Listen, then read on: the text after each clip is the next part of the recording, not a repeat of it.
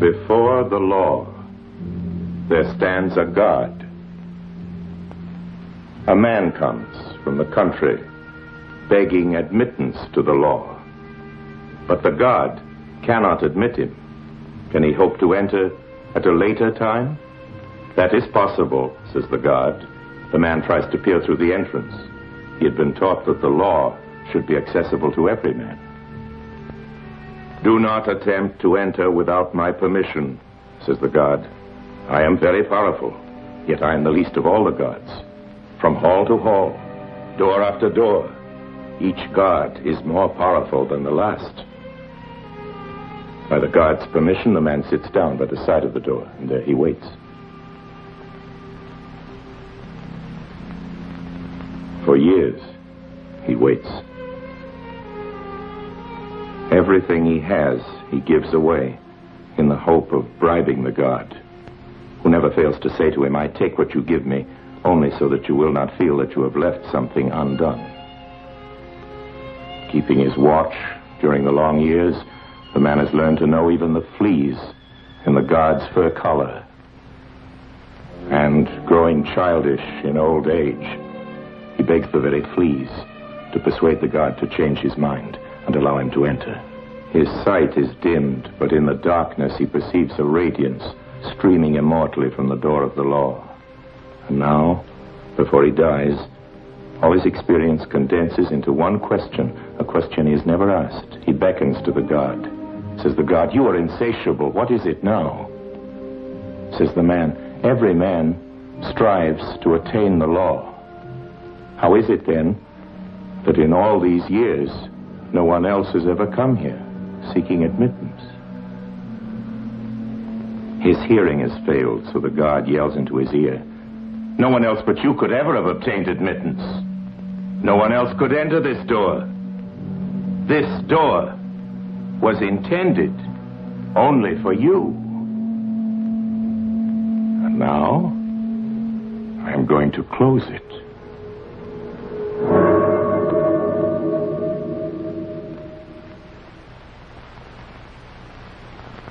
This tale is told during the story called The Trial.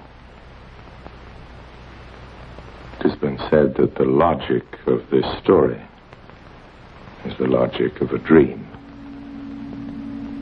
of a nightmare.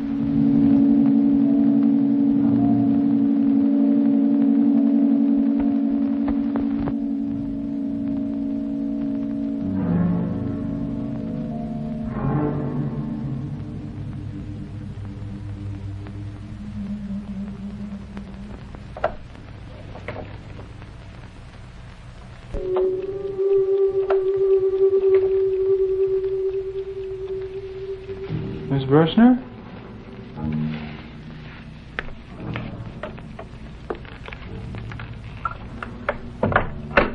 You were expecting Miss Bursner?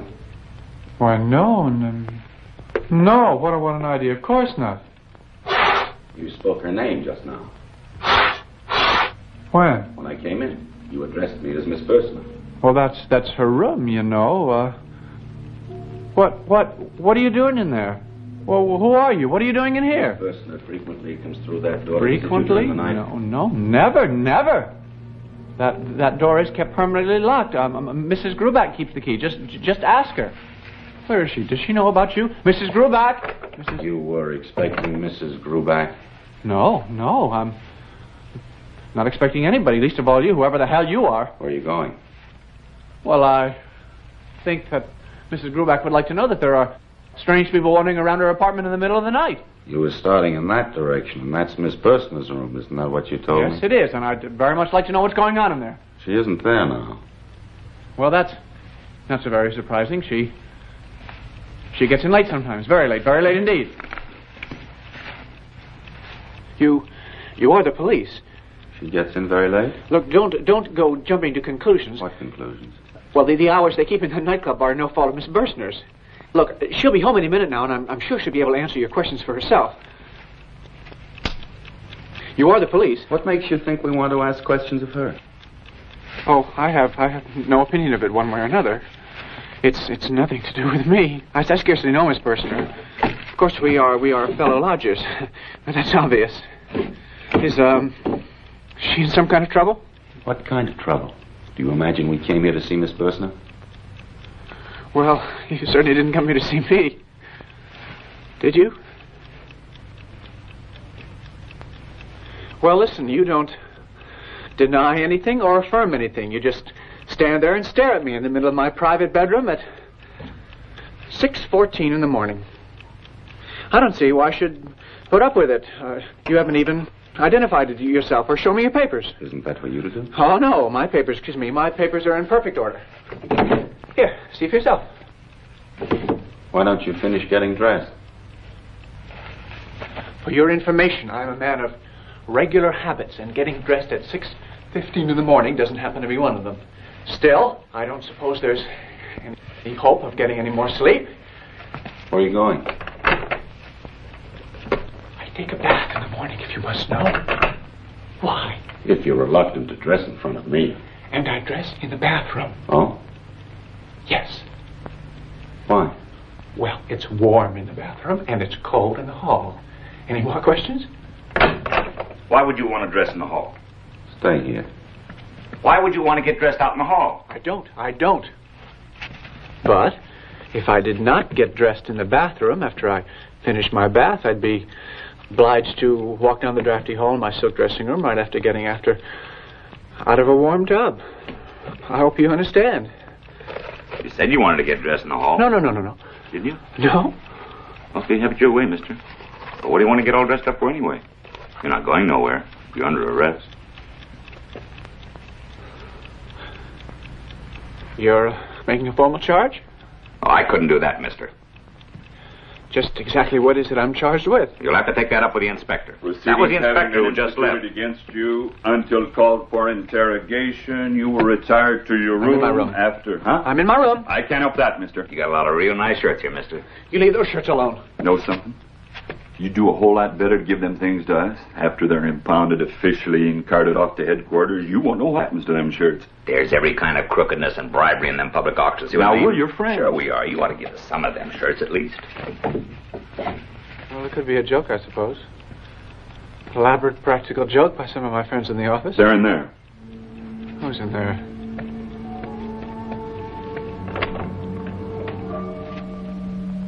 You're from my office. Who brought you here? The police? These clerks from my office. What have they got to do with it? Ravenstein, you're looking camera, right? Leave those photographs alone. What's this? Dame. That's her mother. She was in the profession. Leave her things alone. You especially.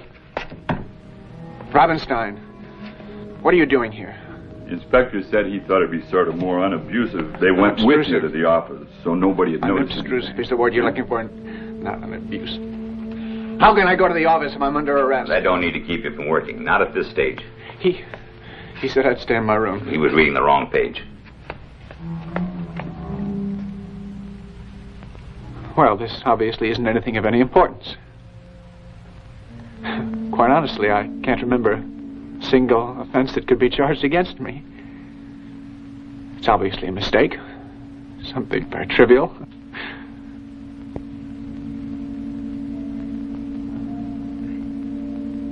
But the real question is, who accuses me? Well, What do you mean? what authority... Don't you worry about that, mister.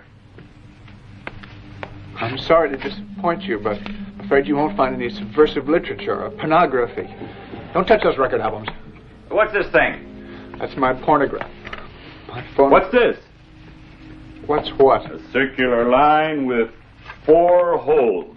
Circular. No, it's not really circular. It's more ovular. Don't write that down. Ovular. For goodness sake. Why not? Ovular. We can't now write it down just because you say we shouldn't. Ovular isn't even a word. You deny that there's an ovular shape concealed under this rug? He denies everything. Mrs. Grubach's husband was a dentist. Oh, there she is now. Mrs. Grubach? Mrs. Grubach? This was Dr. Grubach's office. That don't matter. She can't come in here. The dental chair was screwed to these 4 places in the floor. You want some good advice, mister? Well... I wouldn't want the others to hear about it. Oh, now you want money, I suppose. Well, you've got the wrong man. That's what they all say. I mean bribery. I don't happen to believe Now, it. wait a minute. Have I asked you to give me anything, sir, mister? No, wait a minute. We're leaving, mister. You're not going to be one of them troublemakers now, are you? Mrs. Gruback? Good morning, Mr. K.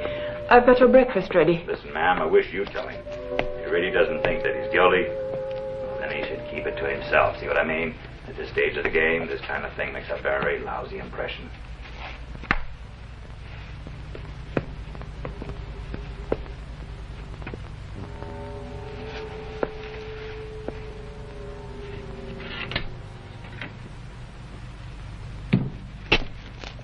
I'm afraid I owe you an apology, Mrs. Oh, Gruback. no, Mr. K.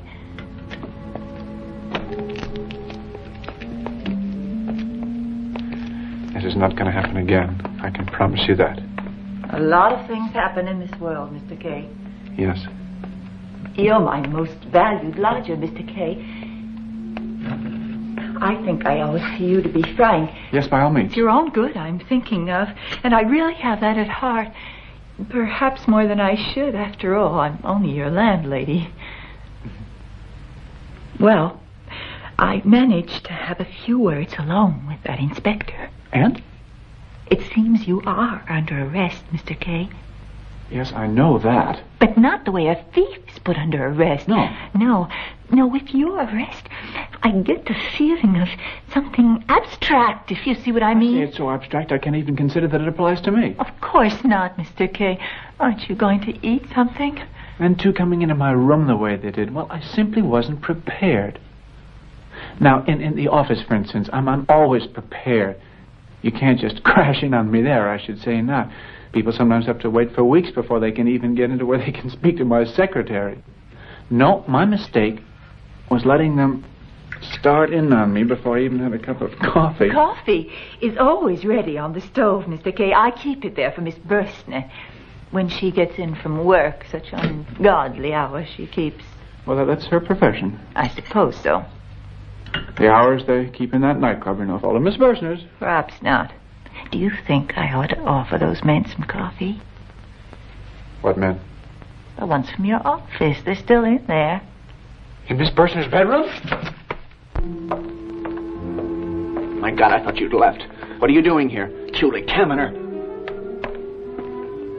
Rabenstein. Put those pictures back where you found them. Here's some coffee for the gentleman. No, Mrs. Gruback. These people are not friends of mine. They came with the police and they should have left with the police. Please be good enough to show them to the door. Yes, Mr. K. This way, gentlemen. What are you anyway? Informers? What would you have to inform about?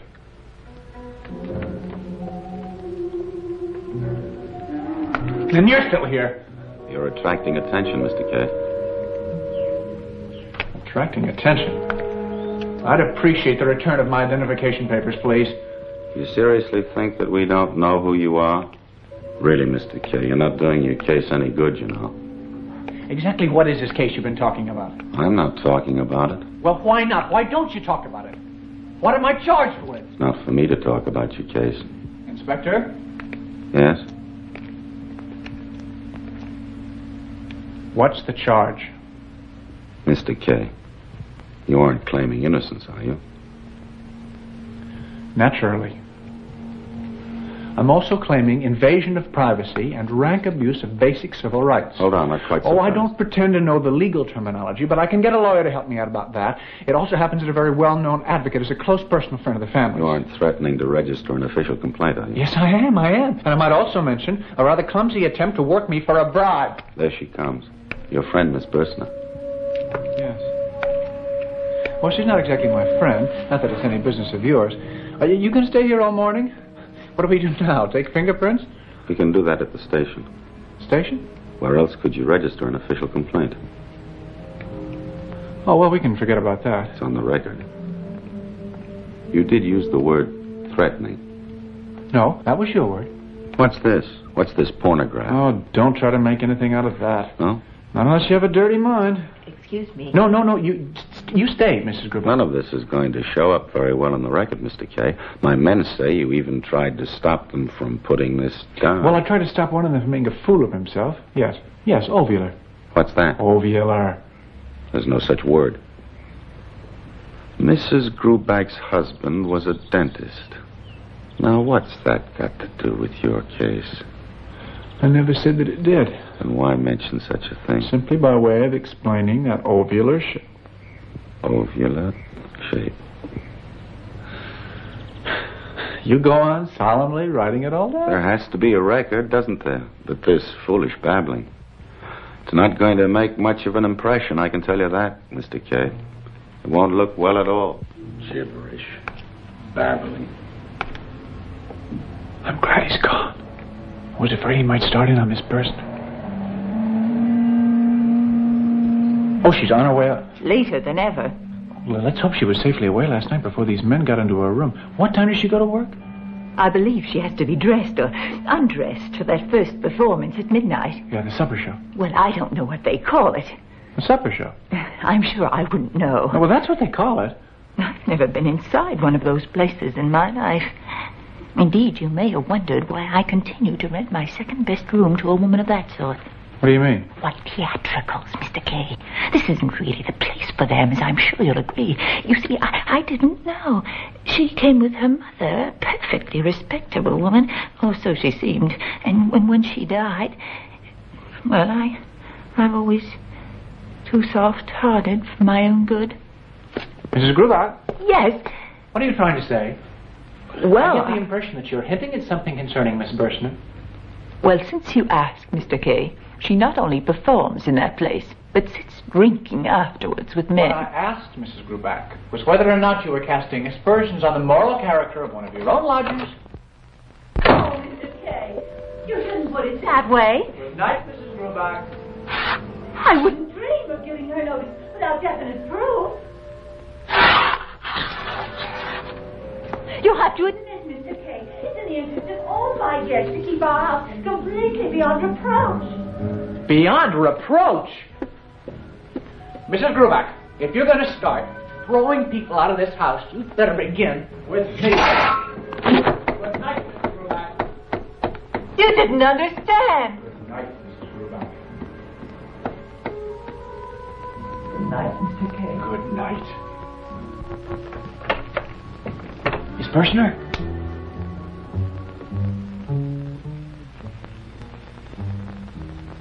Yeah?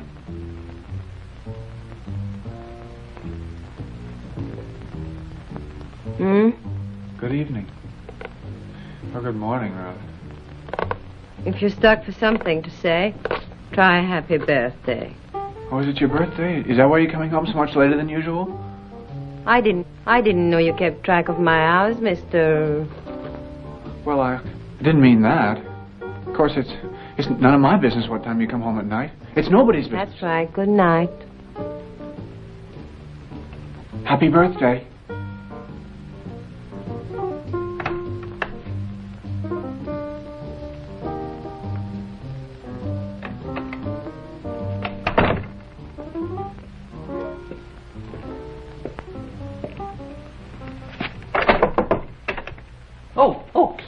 Excuse me. No.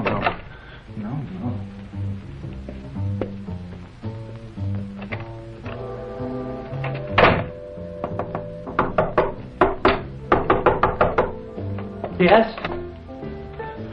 Well, that's what I ought to have done, naturally.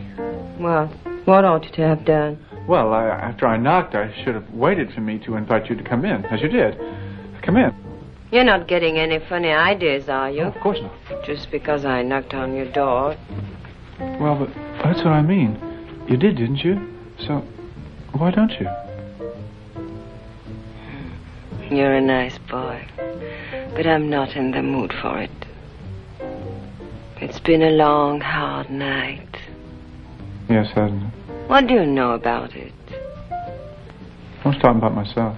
That's what they all do. What else do they ever talk about?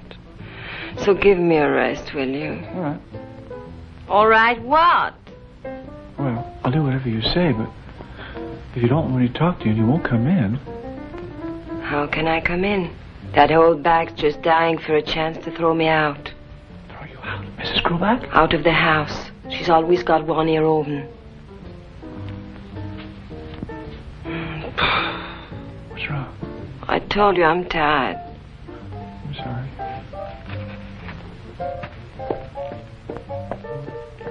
Forgot what I wanted to ask you. Maybe it'll come back to you. Nothing ever comes back to me. Big statement. Shut up, everybody. I'm sorry. You're sorry, you're sorry, you're sorry. You always keep saying that. Who gives a damn? I know, What's the big joke? I said it again. You're right, of course. You're perfectly right. Yeah? Nobody gives a damn. I know you don't. I know what. Hey, keep the door open. I was agreeing with you. Oh, sure. What you just said. I don't know what I just said. Oh, Jesus, all that lousy national champagne. You know what they make it of? No. Neither does anybody else. No switching with the cold tea either. Not tonight. The customer knew all about that one. He kept taking cute little sips out of my glass just to make sure I was getting myself putrefied. I'm sorry. Damn, there I go again. It's never any use, is it, apologizing? It's even worse when you haven't done anything wrong and you still feel guilty. I can remember my father looking at me, you know, straight in the eye. Come on, boy, you'd say. Exactly what have you been up to? And even when I hadn't been up to anything at all, I'd still feel guilty. You know that feeling? And the teacher at school making the announcement that something was missing from her desk. All right, who's the guilty one? It was me, of course. I'd feel just sick with guilt. And I didn't even know it was missing. Maybe, yeah, that must be it. Unless your thoughts are innocent. 100%. Can that be said of anybody? Even the saints have temptations.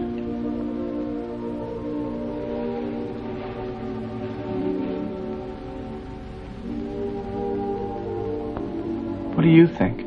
I think you're crazy. Maybe you're right. That would certainly explain... No, I must reject that. I must reject everything but facts. I am sane. I am innocent. I have committed no crime. 3 cheers for you. You don't believe me. Sure, I believe you. Well, be honest. What do you really think? You've been out someplace. Drinking, you mean? Is that what you think? That I've been out drinking and I'm drunk? Well, next time you do come to my place, I get a percentage on every bottle. Miss Bursner, I've not left this apartment since I got back from the office last night. And I am not a solitary drinker. And what's your problem? I'm under arrest. Yeah? Unbelievable, isn't it?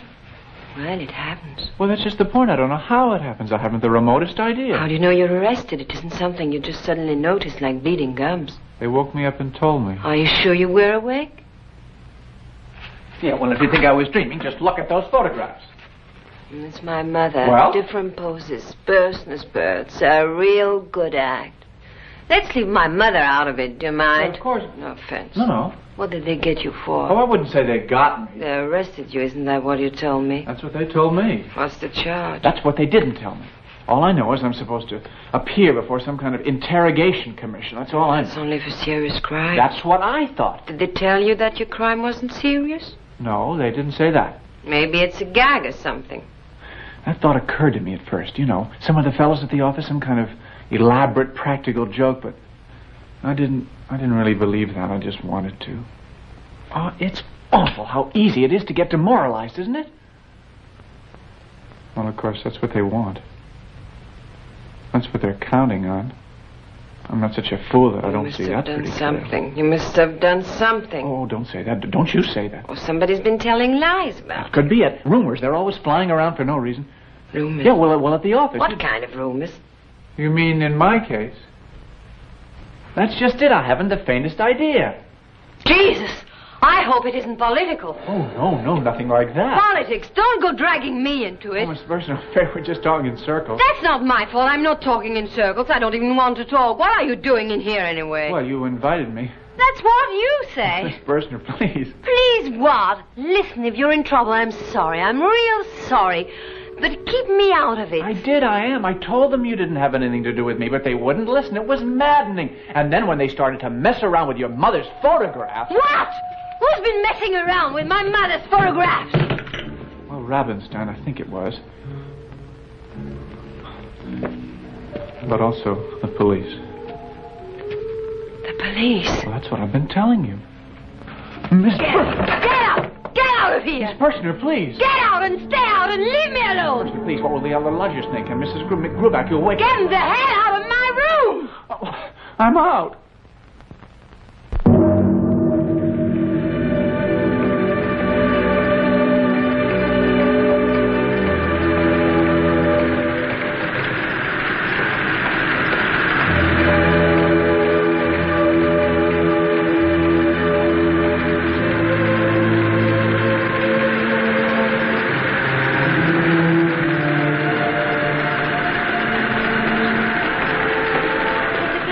If there's anybody waiting, I'll see them in a minute. Deputy manager, he was looking for you, Mr. K. I think he's in the hall. And your cousin's here. My cousin? She's not supposed to come to the office. She said if it's serious.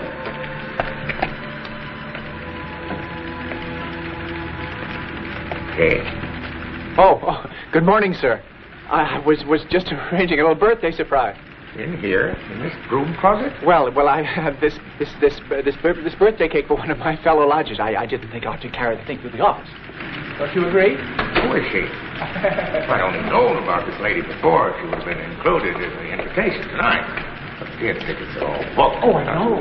Yeah. Oh, I know. She'll understand, I hope, your girl. Won't be too much Well, there's been some unpleasantness. unpleasantness already, so it can't be much worse. The cake is actually by way of peace offering. If she doesn't take it in the right spirit, Kay, she's not the girl for you. Who's that? That's my cousin, Hermie. What's she doing here?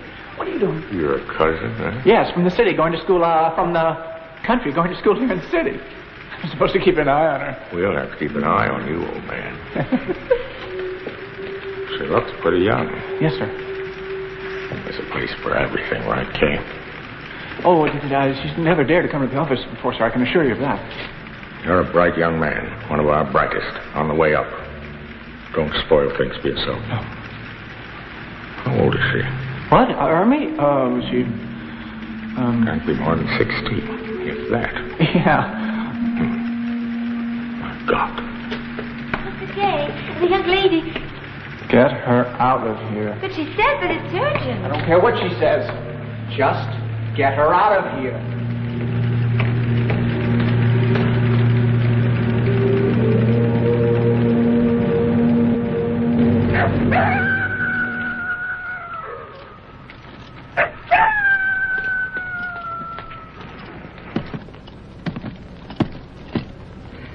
I beg your pardon, but isn't that Miss Burstner's trunk? And what if it is? Well, I thought I recognized it. Here, you take the birthday cake.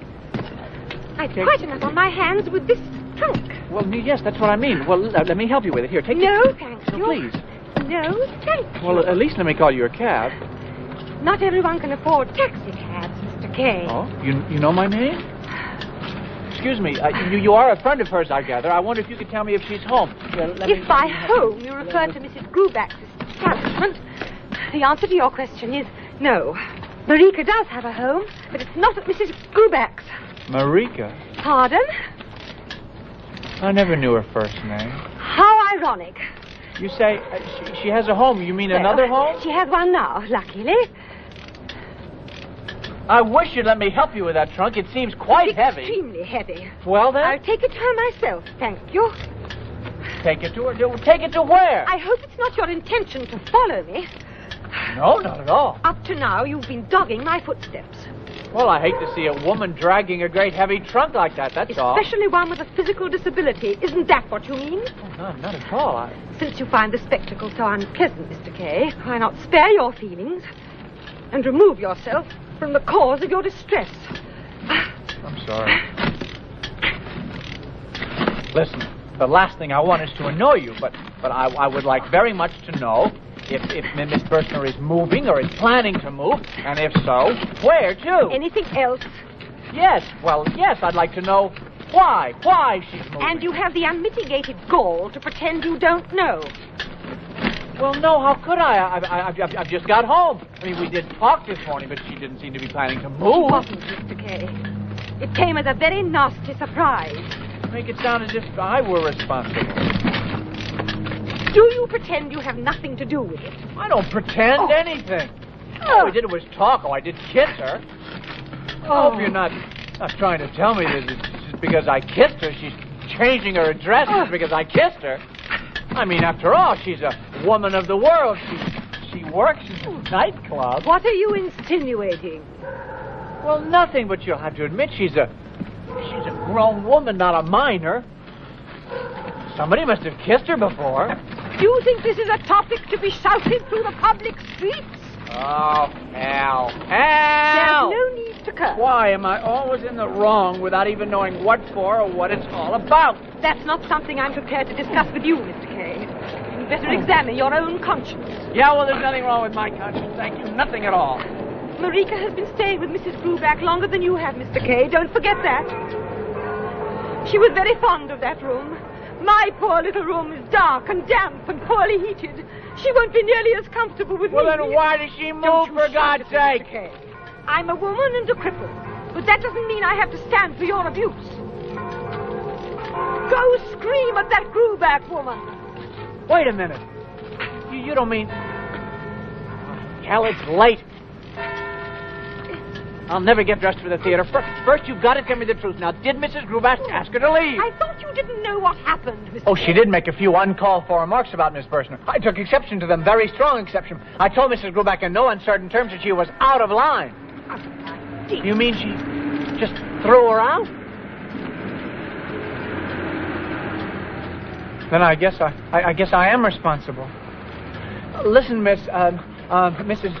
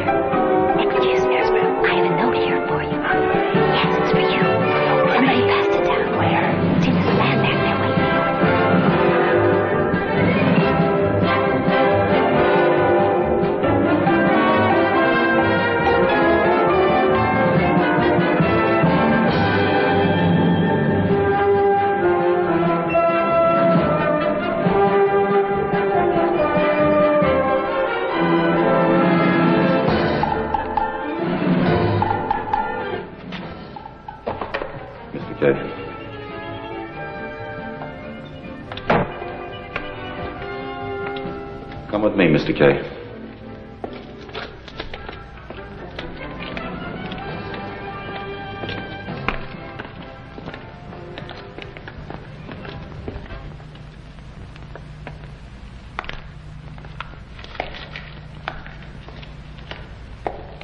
We're making every reasonable effort at this point to keep from interfering unnecessarily with the normal pattern of your life. For instance, so you wouldn't have to request a special leave of absence from your office, we've arranged to fit in these interrogations outside your normal working hours.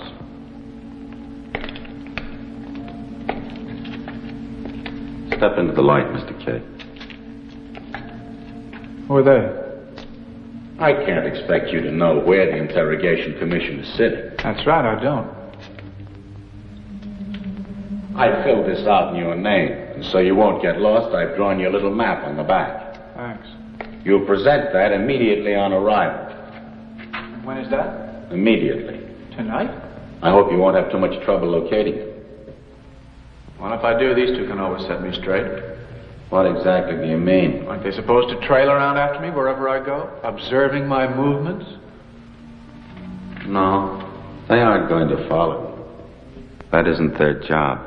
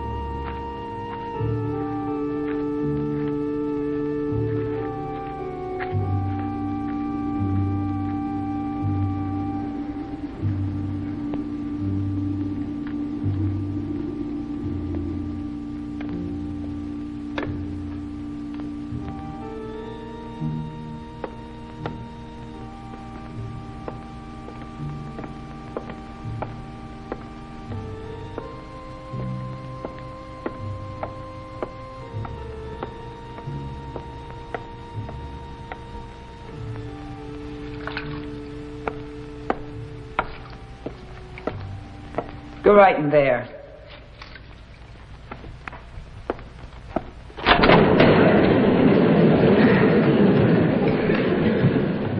I gotta close the doors after you. Nobody else must come in.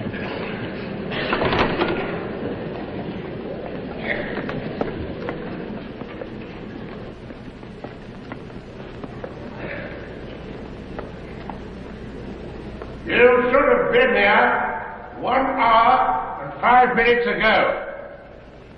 These delays must not occur again. Please step up.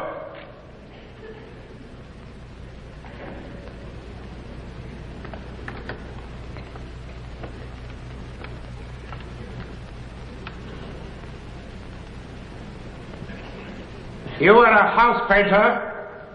No. The question from the examining magistrate about my being a house painter seems typical of this so-called trial that's being foisted upon me. Why, the very notebook of the examining magistrate confirms what I say. These are the examining magistrate's records. What's happening to me is of no great importance, but I think it is representative of what's happening to a great many other people as well. It is for these others that I take my stand here, not for myself alone. That's it, boy, give him hell! I have been arrested, and perhaps, considering the magistrate's opening statement, perhaps they had orders to arrest some house painter who may well be as innocent as I am. The arresting officers even tried to get me to bribe them to steal my clothes and shirts from me. I managed to keep calm. I asked them very simply why I was arrested. And what was the answer of your self-styled inspector? If he were here, he would have to back me up in this. Gentlemen, he answered in effect, nothing at all. He had arrested me. That was enough. I noticed that your examining magistrate has just given some of you a secret sign. Well, I don't know whether that sign was meant to be a signal for applause or hissing, but I hereby publicly empower the examining magistrate to address his hired agents out loud. Let him say, hiss now or clap now, whatever he wants. Can't there be any doubt that behind my arrest, a vast organization is at work? An establishment which contains a retinue of civil servants, officers, police, and others, perhaps even hangmen.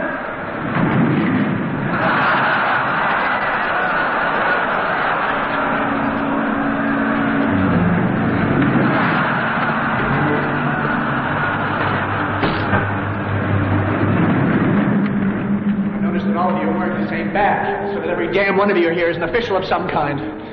That means you've all come rushing in here to listen and nose out what you can about me. Half of you clapped. It was just to lead me on. Get out of my way. Maybe you wanted some practice in fooling an innocent man. Perhaps you found some amusement in the fact that I seriously expected you to be interested in justice. 1 moment. I merely wish to point out that tonight you have thrown away with your own hand all the advantages which an interrogation invariably confers on an accused man. Just you wait.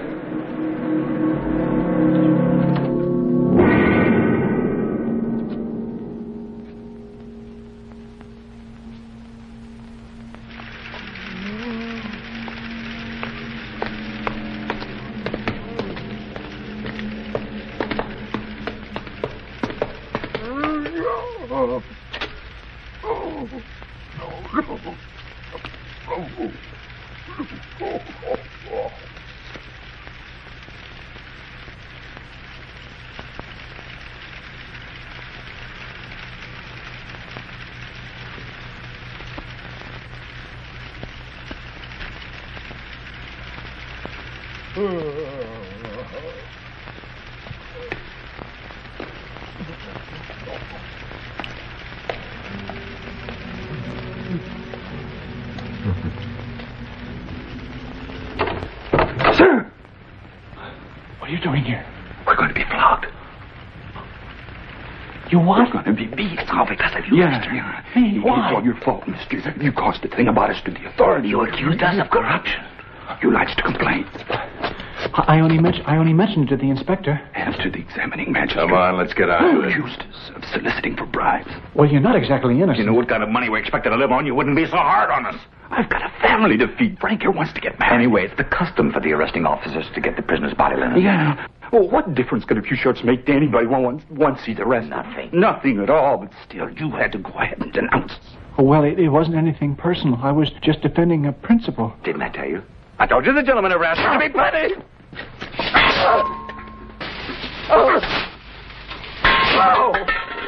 Without taking your shirts, and the authorities had found out about it. Nothing would have happened if you hadn't gone ahead and denounced it.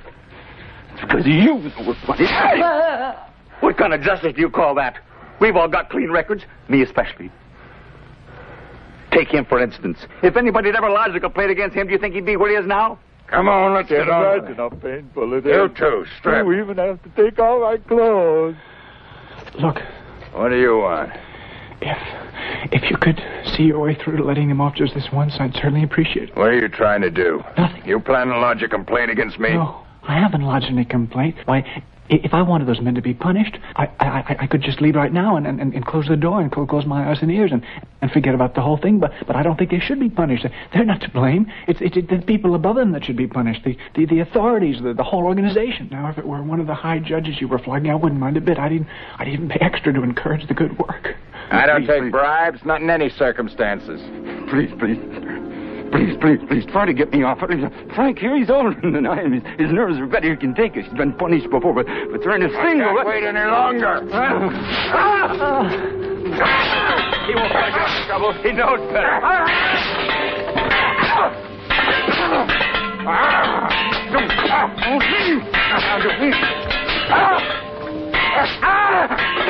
Leave me!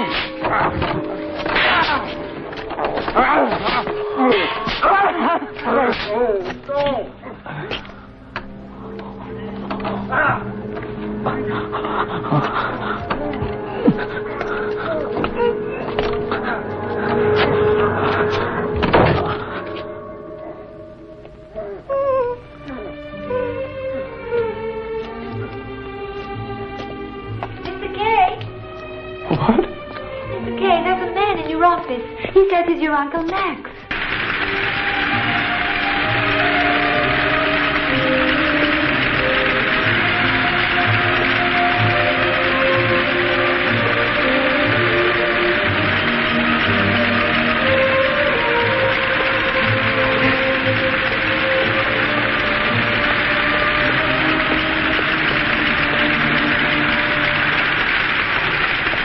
Uncle Max?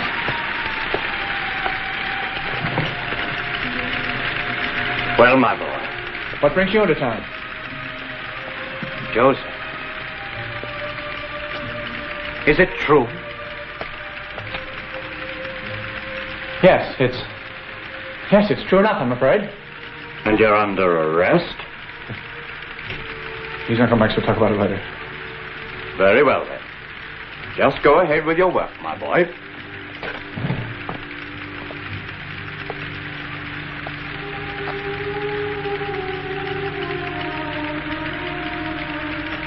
Don't mind me.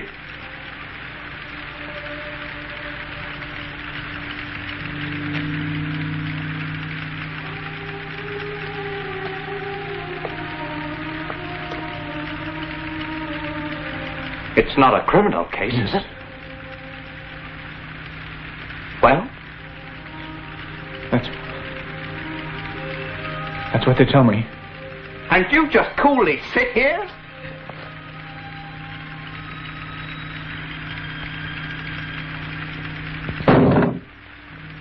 If you won't think of yourself.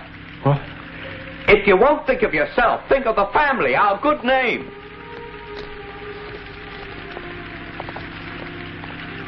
How did you find out about it?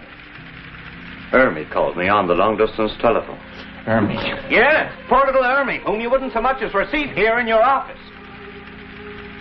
I can't hold lengthy conversations with family relatives during working hours. I suppose that applies to me, too. Oh, Uncle Max. Now, my only thought when I made this long, exhausting trip was just to try to help you. But no. You don't even want to see me. Yes, of course I do, but you must realize how difficult it is during working hours.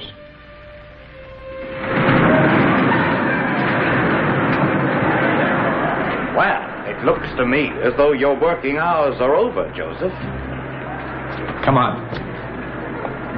After all, Joseph, I'm the nearest thing to a parent and a father that you can lay claim to in the world. Don't forget that. Oh, I don't forget it, Uncle Max. Believe me.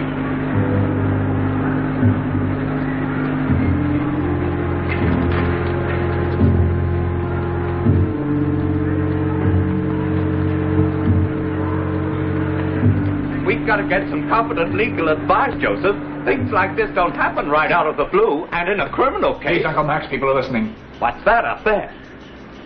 The computer. Oh?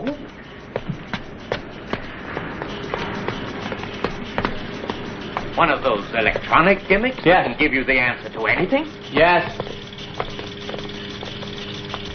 Well, what? You want to know about your case, don't you?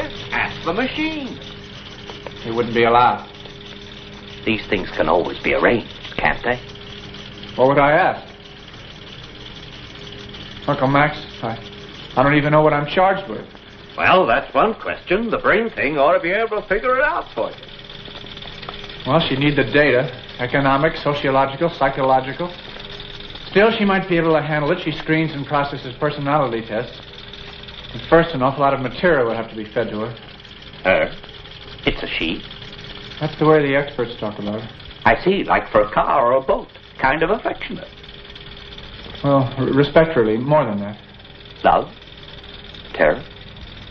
I don't know. Well, if she's a woman, I'd be careful. Wait a minute.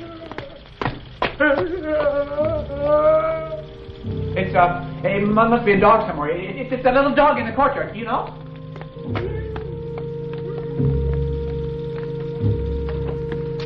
He's putting adhesive tape over our mouths. Don't worry, with the tape on, you won't hear any screaming. Yes, can I come?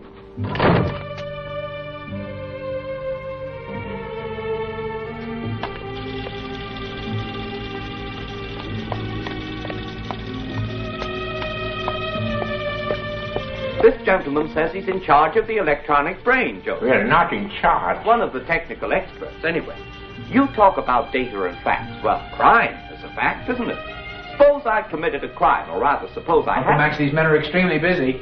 It seems they work in shifts on the computer. Yes, our night people have more or less. After 11, they control the That's all right. Thank you. Come on. I agree with you, Joseph. All these fancy electronics, they're all right in their place, but not for anything practical. Please, Uncle Max. You're not going to try to tell me you think you can diddle your way out of a criminal charge with an adding machine. Open up in there. We're friends of the advocate. We've got to see him on very important business. I don't care how busy he is, we've got to see him now.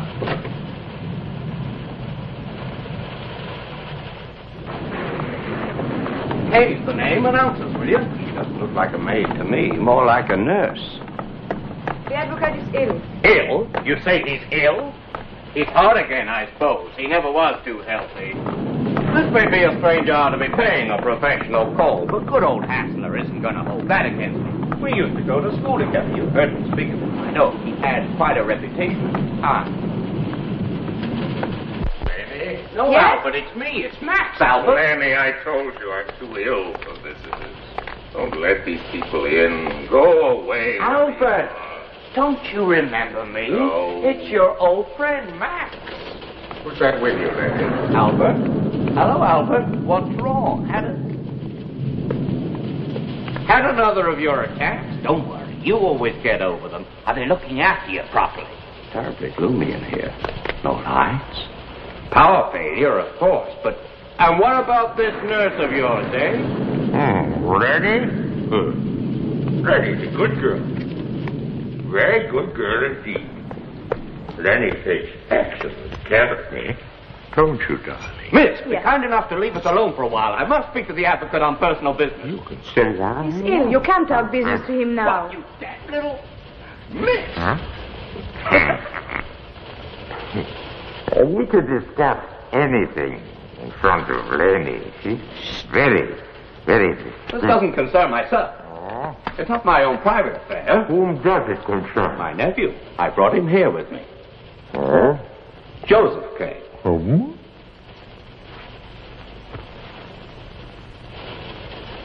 Joseph K. I didn't notice you. So you came to see me about this case. That's good. It's a most interesting affair. Careful now, Joseph. And you know about my case already? How's that? I didn't understand. I'm the one that doesn't understand. That is your case, isn't it? You want to consult me about? Of course it is. What's wrong with you, Advocate Joseph? Hassler seems to have heard about me and my case before we even thought of coming here. Oh, in the circles I move in, all sorts of different cases naturally come up for discussion, and the more interesting ones stick in my mind. Particularly something concerning a nephew or an old friend of mine. Of course. That's logical, Joseph. You say you move in these circles. Does that mean that you're actually connected with the courts? With whom else should I associate? Not with men of my own profession. That's certainly incontrovertible. I'm handicapped these days by illness. But good friends from the law court still visit me here from time to time. I learn many interesting things from them. For instance, there's a dear friend of mine visiting me at this very moment. We were chatting here together when you two burst in and took us by surprise. He preferred to withdraw with his chair and his table into the corner. The chief clerk of the law court. Where?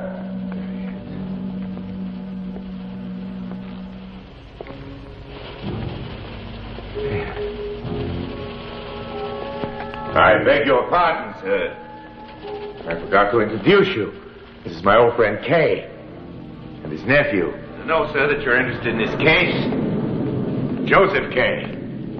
Believe us, Lenny. Naturally, the chief clerk is a very busy man, but since this case does concern us all, perhaps you stay for a moment and advise us. Oh, my, yes, we'd certainly be honored. And I can stay for only a few minutes longer, unfortunately. I know how pressed you are for time. The chief clerk will tell you, my dear old friend, I've defended a great number of these cases, Max, and even succeeded in winning a few of them. At least partially. Partially. The important thing now is to get our first plea ready. That often determines the whole course of subsequent proceedings. However, in actual practice, the first plea is not usually read by the court at all. Oh, and why is that? Very often they simply file it away.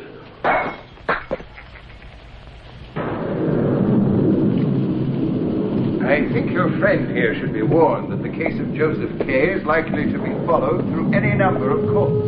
And sometimes the case you don't think deserves. Right time to be followed. What happened? That's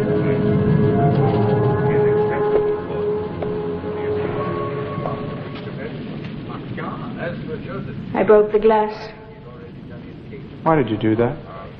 to attract your attention. I wanted you to come here to me.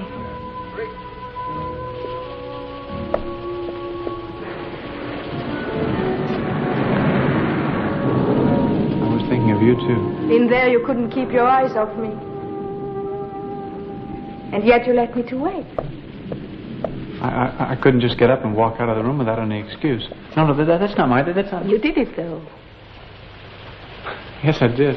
That's not my coat. If you're going out, you'd better take No, this. no. You weren't wearing a coat. This is one of I'm the not going out. I can't even stay here. I've got to get back to them. I know you don't really like me. But I'm going to make love to you, and then you won't be able to go. Yeah, but what will they say back there? You don't like me at all. Well, like is a very feeble word. You've got a sweetheart? No? I'll bet you do have one. A boy like you is bound to have somebody. Well, as a matter of fact, Tell me about her. Oh, there's not much to tell, really. I don't even know where she lives anymore. I've got her photograph. You've got her photograph? What is she? Some kind of an actress? No, a dancer. She's not so young, is she? I don't think I like her. She looks hard and selfish. A girl like that wouldn't be able to sacrifice herself for a man. Well, certainly not for me.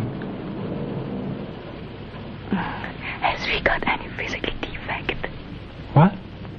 Has she got any physical defect? Why, no, of course not.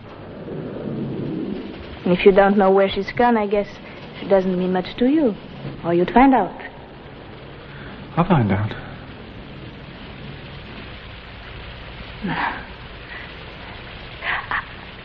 I've got a physical defect. I'll show you. Come on.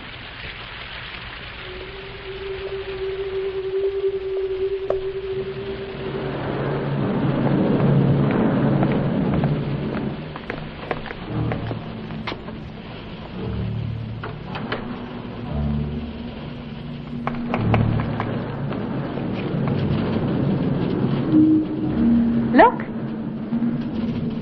Skin between my two middle fingers.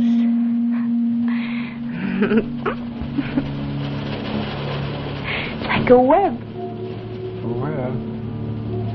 What a pretty little paw.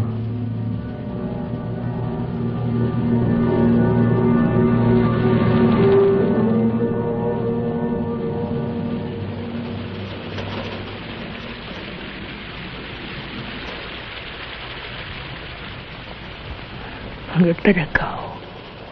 Go? Are you serious? Yeah. I'll say you weren't feeling well or something. That you needed some fresh air. I'll be back in a minute. To let you out, I've got to get the keys.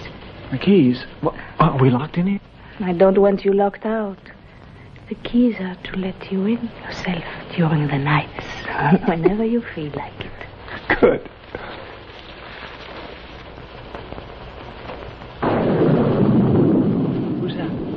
What, that picture? Yes.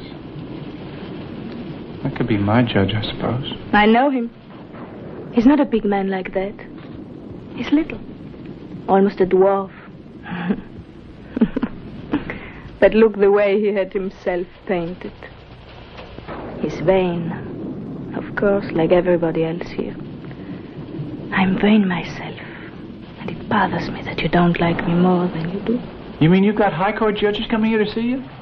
Oh, no. He's just an examining magistrate. Only an examining magistrate. Boy, the higher officials certainly keep themselves well hidden. These fancy robes and the throne are just an invention. Actually, he sits on a kitchen chair with an old horse rug dabbled under him.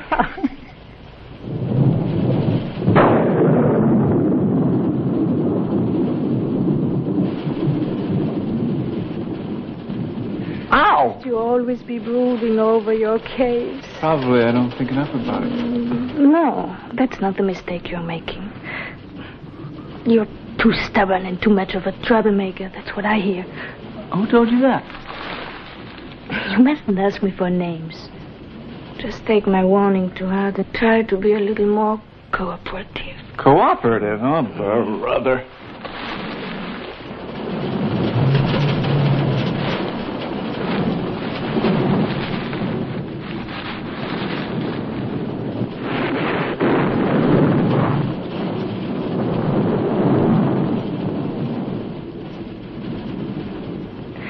First chance you get, you're to make your confession. Till you do that, there isn't a hope of getting out of their clutches. Not a hope. And even then, you'll need a lot of help from the outside. Lenny! Joseph! Lenny! Joseph! Lenny, where are they? Lenny, darling. It's Marcus Edie. Somebody's into the door. Good night, sir. Good night. Good night. But Albert, getting please late. go on with what you were saying about advocates. No, advocates, they do everything they can to discourage us. You should see the room they have for advocates in the law court. Small. No The ventilation. advocate room. Just a tiny skylight up high. If you want to get a press, you'll have to have some other advocates to hoist you up on his back. For more than a year now, there's been a hole in the floor. A hole, Albert? Not quite big enough to fall through. If you stumble into it, you find yourself with your leg hanging down into the corridor below. The very place where all your clients have to work. I had no idea of the difficulty. Yes, it's all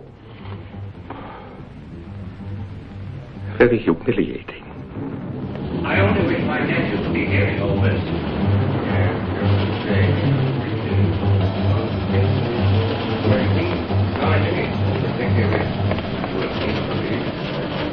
Bloody ought to be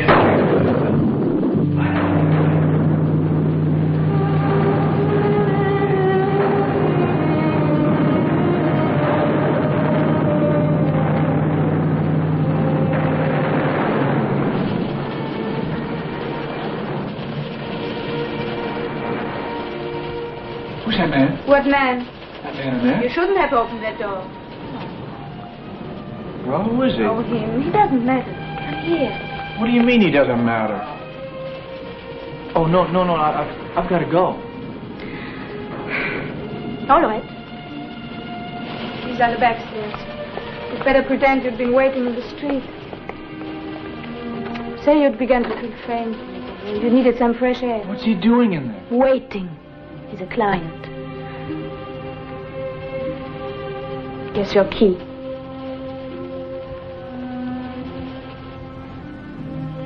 Lenny.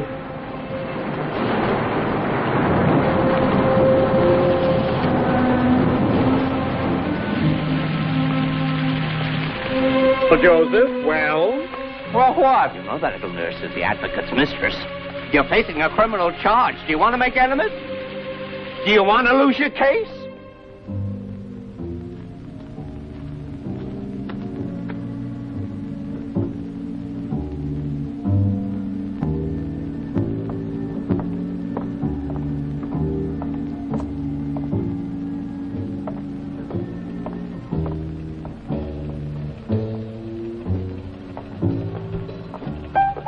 Looking for somebody? What's wrong? Isn't the court in session? Not today. Why isn't the court in session? Will he be sitting tomorrow? You sure? Sure, my husband's a guard here. Guard? The man who was kissing you? That wasn't my husband who was kissing me. That was a law student. Yeah.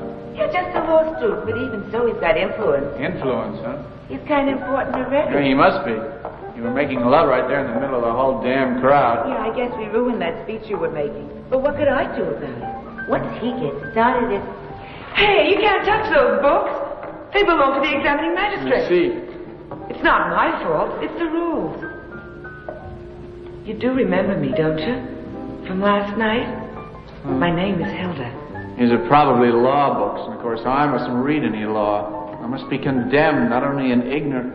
How dirty they are.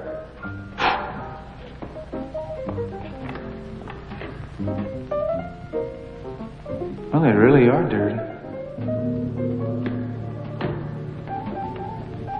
And these are the men that sit in judgment on me. Listen, I'll help you. Wouldn't you like me to? I don't see how you can if your husband's a courtroom guard here. I want to help you. That's why I came in here. Even though it's forbidden. Well, that's very nice of you, but I wouldn't want you to get into any trouble. No, you mustn't go away like that. Not yet. You got the wrong ideas about me.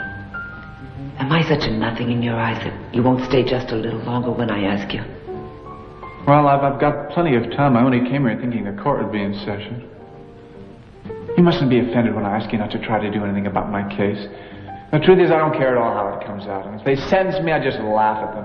Oh, not that it'll ever come to that. Or they might make a show of carrying it on in the hope of eventually getting money out of me, but they're wasting their time, I can tell you that. There's one thing you could do for me. Tell that examining magistrate of yours that nothing on earth could ever induce me to give money to those precious judges. No. Yeah, but you said the only ones who could do you any good were the higher-ups. I'm afraid so. Still, he's always writing reports, and they must go up to the real authorities. Last night, for instance, when the others had left, he stayed on here real late, writing away. They even turned off the mains, and I had to bring him the candle. Then my husband came home. We started to move the furniture back in place, and neighbors came in with some beer, and we got to talking by candlelight. And we just forgot about the examining magistrate altogether. Then, in the middle of the night, I woke up, and there he was, standing by our bed and shielding the candle with his hands to keep the light from hitting my husband. Not that he needed to bother. Once my husband gets to sleep, nothing wakes him. I was so startled I almost let out a yell, but the magistrate, he was real kind to me. He whispered he'd been in there all the time writing, and now he'd come in to return the candle, and as long as he lived, he told me, he'd never forget the picture I made. That's what he said, the picture I made lying asleep in the bed. I just tell you this to show you how busy he is writing out these great, long, big reports. The one last night must have been about you, and somebody must read it. Besides, he's starting to take an interest in me.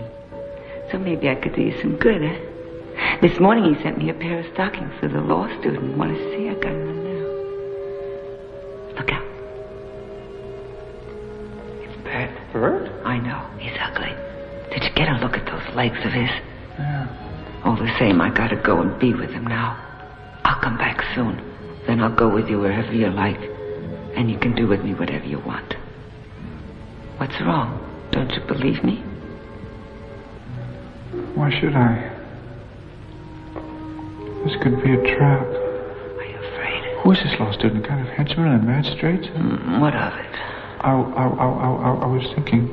Don't think.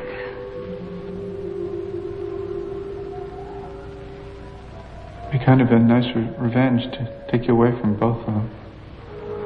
Why not? And some night after he's been staying up late filling out those long, lying reports about me, he'd come to your bed, find it empty.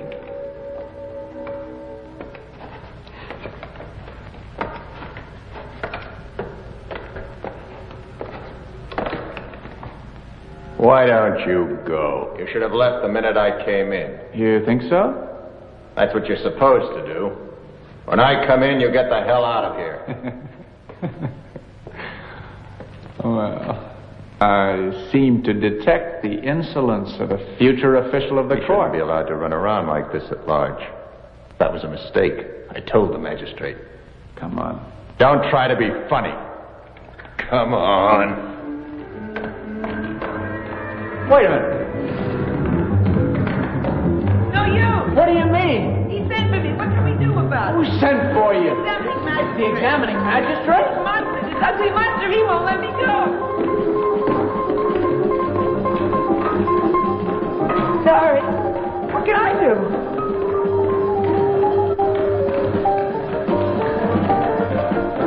Now listen. Leave him alone. You want to ruin me? He's just obeying the order of the examining magistrate. All right. Take her to her. You lied to me, didn't you? Why should I lie? You taken to the examining magistrate? Yes, I am. You mean to tell me that the examining magistrate is waiting for you in a place like that? Of course he is. These are the law court offices. Where else do you think he would be? Law court offices? In a place like... Hell.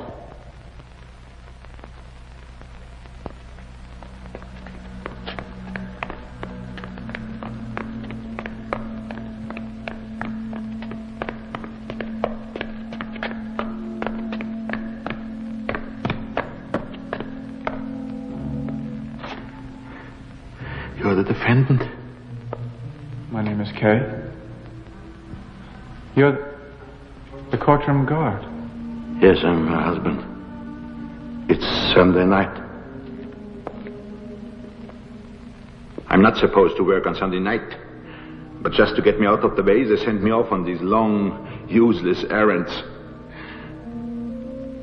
That student. If my job didn't depend on it, I would have squashed him flat against the wall here long ago. Right there. Just a little bit above the floor. All splashed in blood. With his arms and his fingers and those bandy legs of his all twisted out and writhing like a smashed cockroach. He used to carry off for his own pleasure. But now, it's the examining magistrate. Isn't she to blame as well? She throws herself at him. And in my position, there's nothing I can do about it. But if somebody'd give him a good thrashing, just once. He's a coward, you know. He'd never touch her again. Only a man like you could do it. A man like me? What do you mean? They've arrested you, haven't they? Yes. Well, then. My being under arrest just gives me all that much more reason to be afraid of him. I heard about that speech of yours. What about it? I wouldn't have thought you'd be afraid at all. I'm not. I'm not afraid. Not of him personally. I'm not afraid of any of them. But he does have influence, or so they say. He's certainly in thick enough of the examining magistrate, and God knows my case is prejudiced enough As a already. rule, none of our cases are prejudiced. Well, I'm afraid I'd have to disagree with you about that. But it wouldn't necessarily stop me from taking care of that student. I'd be very grateful if you would. Come. Come.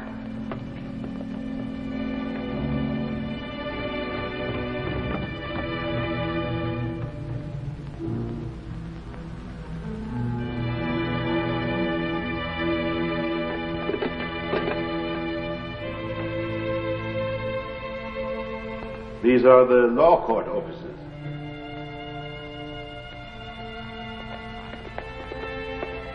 That's where they are, my boy, when's the magistrate. I don't have a key for this one.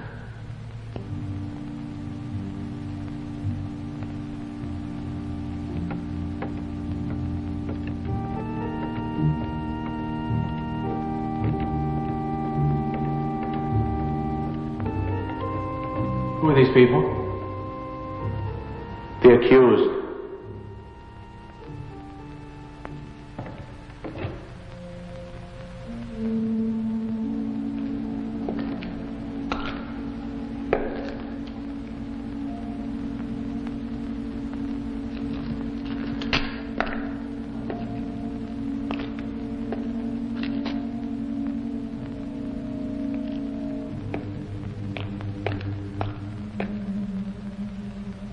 You.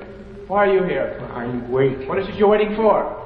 Yes, I handed in several affidavits. That was some time ago. I'm waiting here for the result. You certainly seem to be taking a good deal of trouble over it. Yes, you see, it's my case. I'm under arrest. You don't see me putting up affidavits. What makes you think that kind of thing is necessary? I can't say exactly, but I handed in my affidavits. You don't believe I'm under arrest? Oh, yes, certainly. Why not? Why don't you believe I'm under arrest? What do you take me for? You think I'm a judge?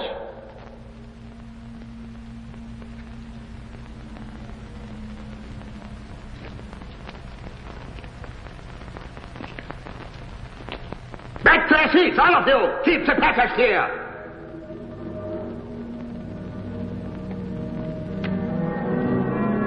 Can you tell me how to get out of here? I've had enough of this place. You're going already, but you have hardly seen anything yet.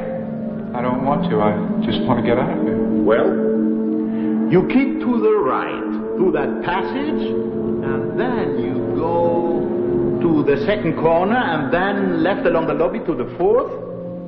You'd better show me yourself. There's so many passages and lobbies, I'll never find the way. I've got a message to deliver, and I've lost a whole lot of time because of you. Come with me! Not so loud. You want to bring all the officials down on us? Suppose they ask who you are. Then you'll have to admit you're one of the accused. I'm not trying to hide it. Here. What'll I tell them? The truth, maybe.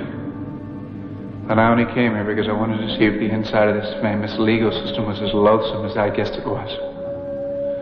And now I'm too depressed to want to see anything more. I just want to get out of here and be alone.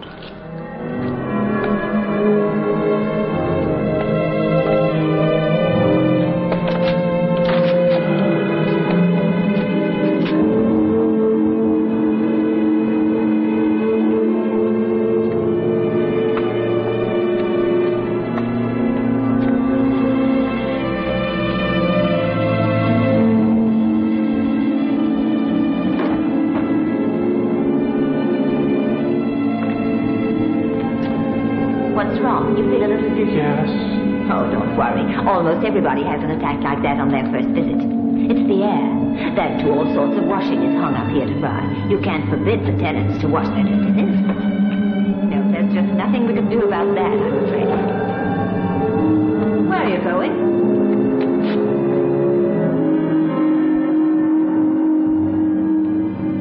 You want me to have you taken to the sick room? Please don't trouble yourself.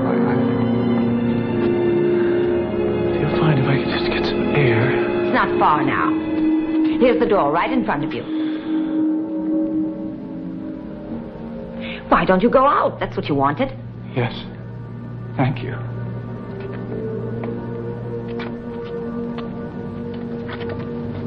I'm not used to the fresh air.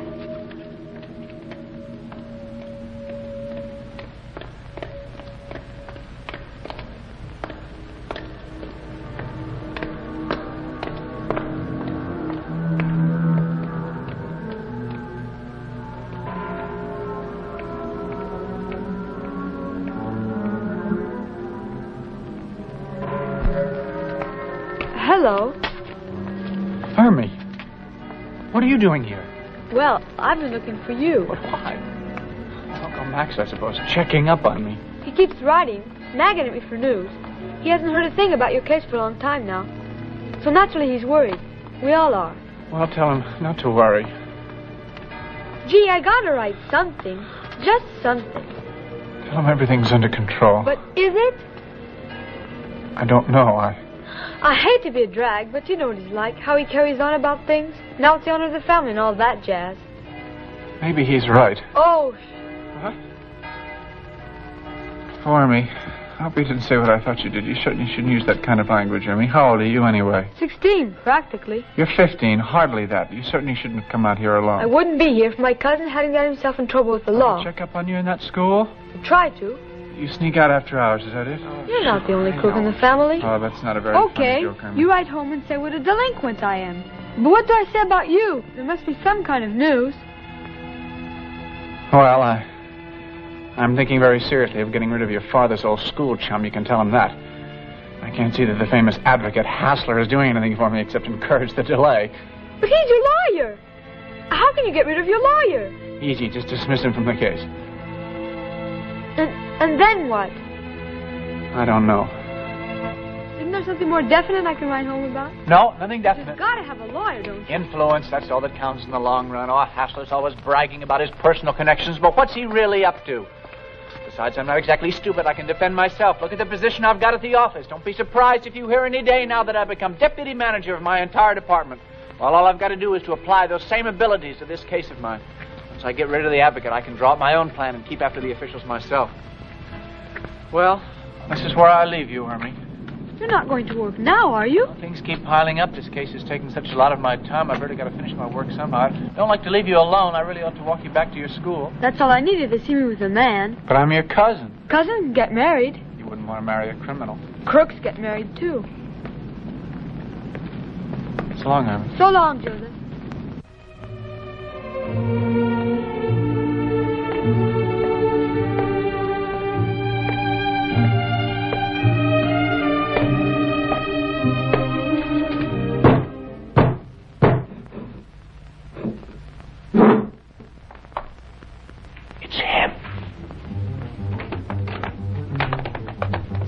Who are you? My name is Block. Are you employed here? Oh, no, I'm only a client.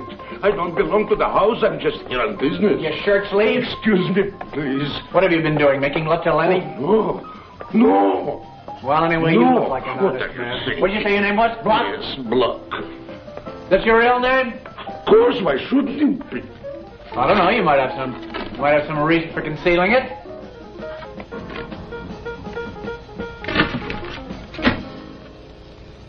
You know who that is? Yes, a judge.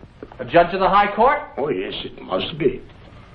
That shows how much you know about the courts. Among the judges, that's the lowest of the low. Oh, yes, of course. Now, I remember I've been told about that before. You've been told all about that before. Of course you have. Yes, sir, I've been told this. Where's she now?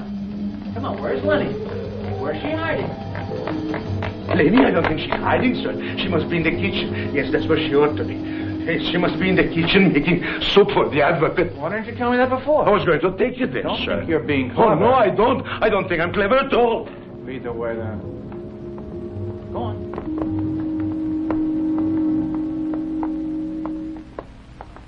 Good evening, Joseph. Lenny,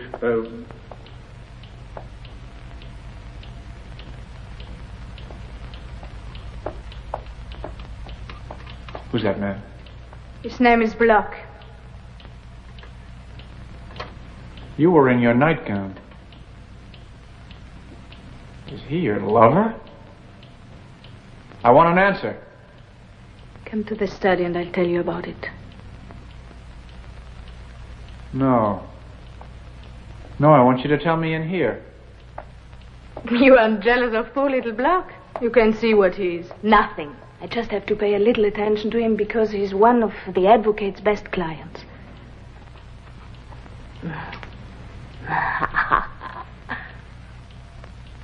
You're going to spend the night with me? The eggs are burning. It's just as well. Eggs are bad for you. If you really want to see the advocate, I'll tell him you're here. He's been asking after you. Yeah, I'll bet he has. Where have you been all this time? I've got some information for you, too. Things I've found out. But first, let's get off that jacket. Shall I announce you or give him his soup first? Give him his soup. He'll need it by the time I'm through with him. So you are one of the advocate's clients? What's that got to do with you? You be quiet, Rudy.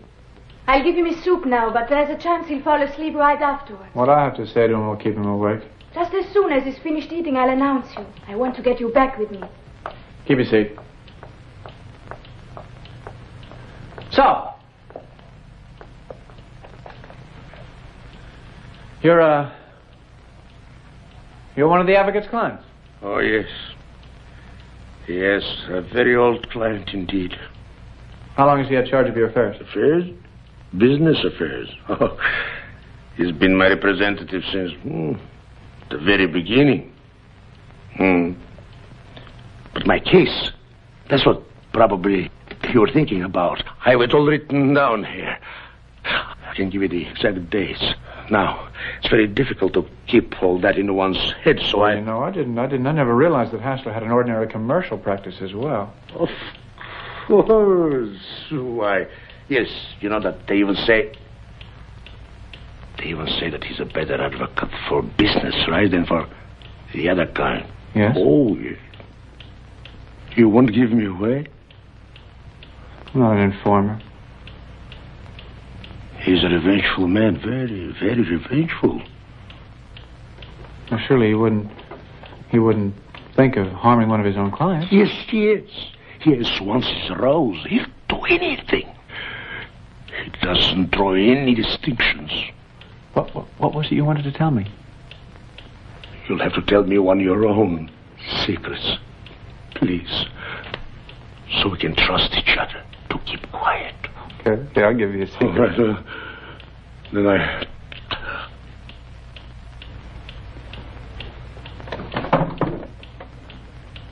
I have other advocates. Other advocates as well as Hassler? 5 of them. You know?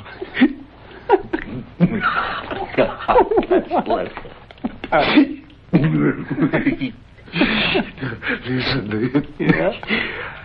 Hassler. Yes. You know, she's always... Wait a minute. Hassler is always referring to the others in his own circle as great advocates. Wait. No. Of course not.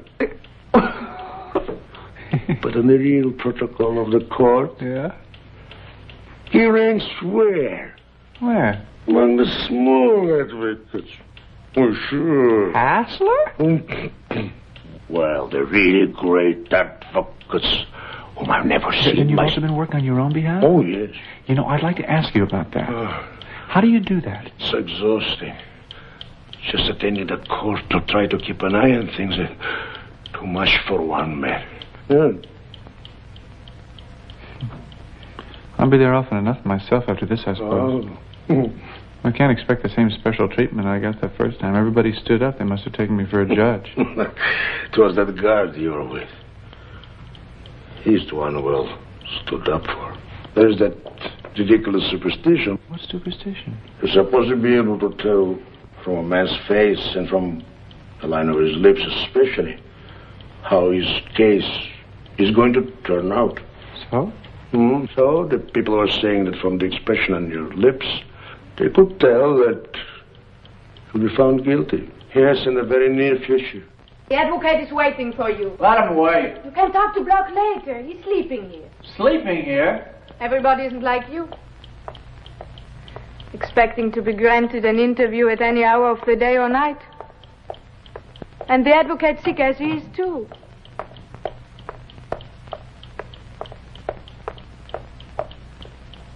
Your friends do you favors and you just take them for granted. Not that I ask for any thanks. All I want... Well, I want you to be fond of me. I'm fond of you. Well, I don't know. Why shouldn't Hassler be willing to see me? He's my lawyer, isn't he? What kind of a favor is that? It's not the question. Seems to be his day for being difficult. You know why the advocate has agreed to see him, Melanie? It's because his case is still at the hopeful stage. Oh, yes, Lenny. He'll see the difference later on. You talk too much. That's his trouble. That's why the advocate can't bear to see him. Oh, it does seem occasionally. But you never know. That's what's so nerve-wracking. Yeah. You never know when he'll be willing to receive you. It could be any time, day, night. And if I'm not right here on the spot, when he does take it into his head to send for me, I've lost my chance. Then I have to wait much longer than before. That's why I let you sleep here. Well, I guess one gets very dependent on one's advocate as time goes on. The truth is he likes it. Lenny. Maybe not the waiting. But you do enjoy spending the night now, don't you? Good. Want to see his home?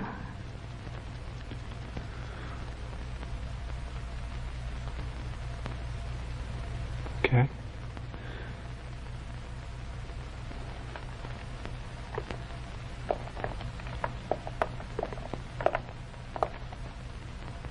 So you sleep in the maid's room?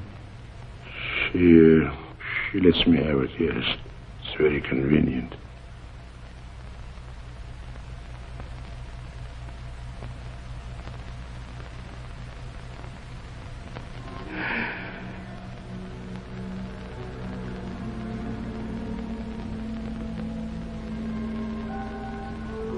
Put him to bed. Mr. Kay! Wait! Wait, Mr. Kay! Rudy! Mr. Kay! Mr. Kay! Please, you've forgotten your promise. You were going to tell me one of your secrets. All right, I'll give you a secret. I'm dismissing the advocate. The advocate? What? I'm going to dismiss him from my case. I'm tired of all these delays. Hassler's done you nothing. can't. He's either too old, too sick, or too indifferent. No, he's not indifferent. He's dismissing the advocate. Oh, that's Joseph! You stay out! Please, out! Leave him alone, Lenny. Has she been pestering you again? Pestering me? She finds all accused men attractive. It's a peculiarity of hers. She makes up to all of them, makes love to all of them. And when I allow her to, she tells me about these affairs to amuse me. All about them. You came here this evening for a specific reason? Yes, I came here to tell you that I'm dispensing with your services. We mustn't be in too much of a hurry. I know you've done everything you can for me, and I appreciate it, but I'm afraid that more energetic steps are going to have to be taken. That's a plan we can discuss. It's not a plan, it's a fact. How many times have I come here, and what have you done for me? Nothing. How many of my clients have reached the same point in their cases as you and stood here before me saying exactly the same things? Maybe they had reason to. They were probably all just as much in the right as I am. It's true, you know. Accused men are attractive. Not that being accused makes any immediate change in a man's personal appearance. But if you've got the right eye for these things, you can pick out an accused man in the largest crowd.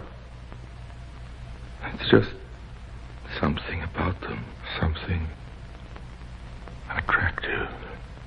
It can't be a sense of guilt. You can't all be guilty. Some, of course, are more attractive than others, but all are attractive, even that wretched creature Block. Let's get him in here. I think it's time you learned how other accused men are treated. Get Block in here, Lenny. Go and fetch Block.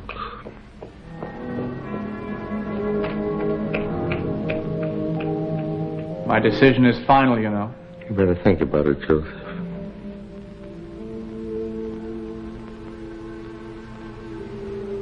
The advocate wants to see you. Go on. Oh, thank you, thank you. Is that Block? Yes, sir. What do you want?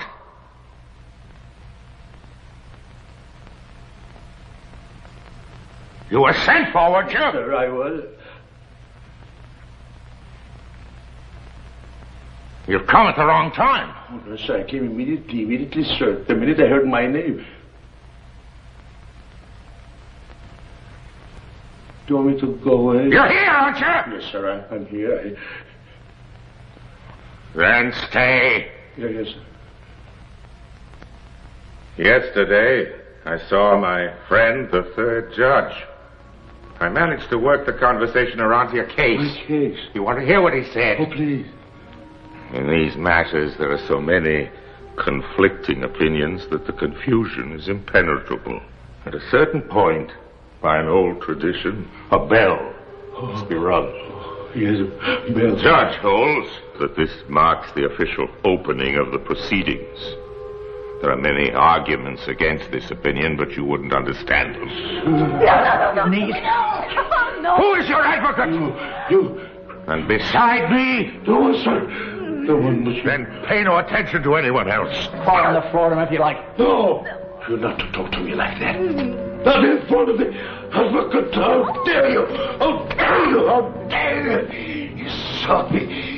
For the better. He's trying to humiliate you to show off his power. Pay no attention to anyone. Oh, let him go. Do what your conscience tells you is right. Let me go. I'm on my knees. My knees, advocate. I'm on my knees, sir. I am on...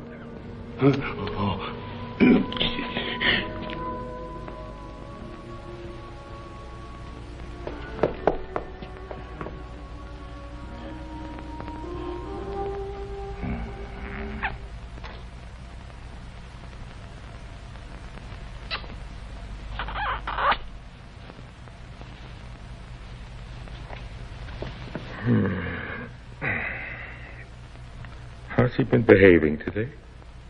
He has been quiet and hard-working. What's he been doing all day? I kept him locked up in the maid's room, so he wouldn't disturb me in my work. It's where he usually stays anyway. Then you can't say of your own knowledge what he's been doing. I peeked in on him now and then through the ventilator. He was kneeling all the time on his bed, studying the book you let him borrow. There wasn't much light, so the way he stuck to his reading shows that he does what he's told. Did he understand what he was reading? Well, he's following the lines with his fingers. All I could tell was he never goes past the same page the whole day. I guess the book is very hard to understand. Yes. The scriptures are very difficult. They're only meant to give him a bare inkling of the complications I must struggle with in his behalf. Did he read without stopping? Almost without stopping. Once he asked me for a drink of water, and I handed it to him through the ventilator. Then about 8 o'clock, I let him out and gave him something to eat. You're praising him too much, Lemmy. You're making it even harder for me to tell him the truth. The judge's remarks were by no means favorable. Not favorable? How can that be? He was even annoyed when I mentioned Block's name. You're wasting your time with that man, he told me. His case is hopeless. I refuse to believe that. Block is most conscientious, I told him. It's true that personally he's rather repulsive. His manners are bad and he's dirty. But as a client, I said he's beyond reproach. Which was, of course, a deliberate exaggeration. And here's what the judge replied to that. Your client has a kind of low cunning. He's learned through the years how to go on manipulating the situation. What do you think he'd say if we were to tell him that the bell marking the start of the proceedings hadn't even been rung? Quiet there, Brock! Have you no shame to behave like that in front of my client? You're destroying his confidence in me. What's wrong with you, huh? You're still alive, aren't you? You're still under my protection. I hope you realize that I'm dispensing with your services. You'll change your mind about that. To be in chains is sometimes safer than to be free.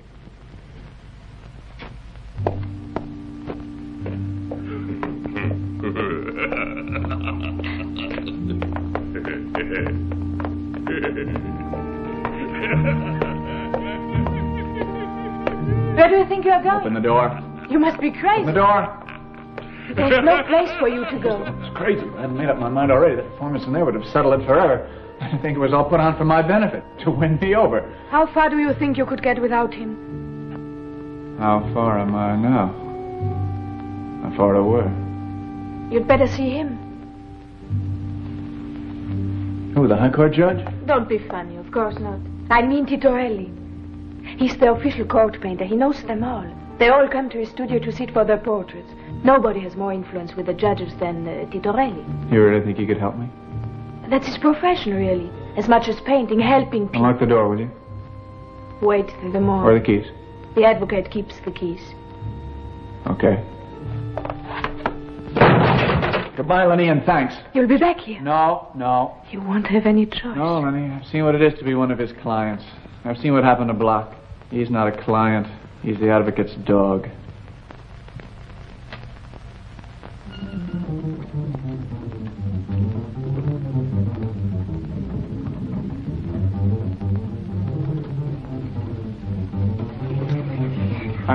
Excuse me, is there a Mr. Titorelli? Who? Artist living here?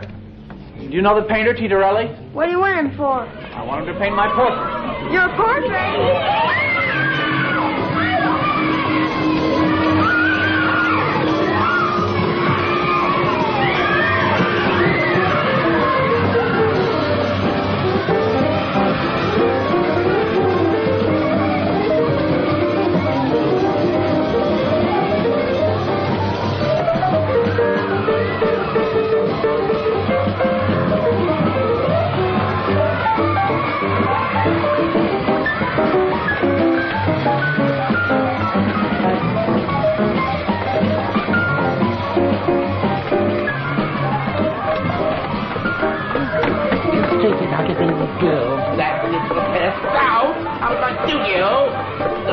Silly games that get much of your business.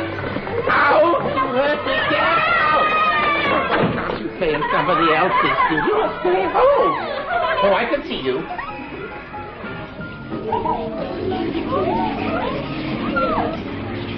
I can see you. Don't think you're fooling Titorelli.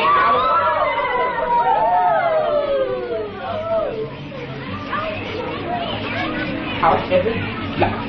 One of you out of my studio. I really must apologize for receiving you like this. Ow!